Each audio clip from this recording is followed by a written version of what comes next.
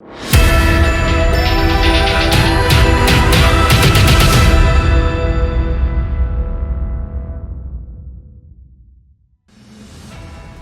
ছক্কার আজকের বিষয়বস্তু বিবাহ বিচ্ছিন্ন নারীর অ্যালুমনি অথবা ভরণ পোষণ সম্পর্কিত বিষয় নিয়ে।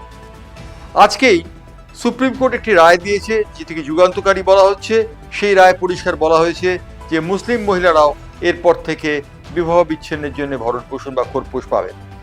এই কারণে এটি অবশ্যই ব্যতিক্রমী, তার কারণ এই পর্যন্ত সমস্ত ধর্মের মানুষ এই ভরণ পোষণের অধিকারী হলেও মুসলিম নারী এই ভরণ পোষণের অধিকারী ছিলেন না।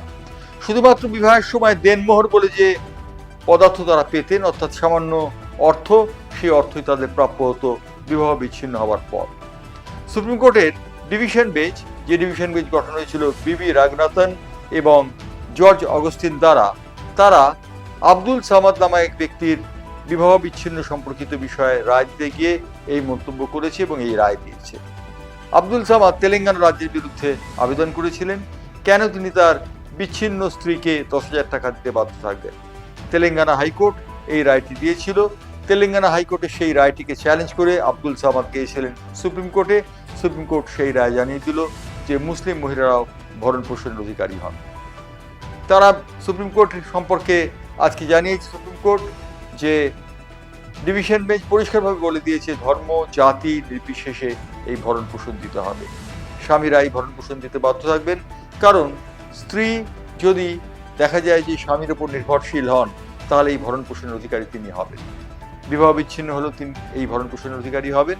এবং পরবর্তী পর্বে যদি দেখা যায় যে তিনি কোনো দ্বিতীয় স্বামীকে গ্রহণ করেছেন, তার স্বামী হিসেবে বৈধ বিয়ে হয়েছে, তাহলে সেক্ষেত্রে স্বামী ভরণ পোষণ দিতে বাধ্য থাকবেন কিনা সেই নিয়ে কিঞ্চিত প্রশ্ন রয়ে গেছে।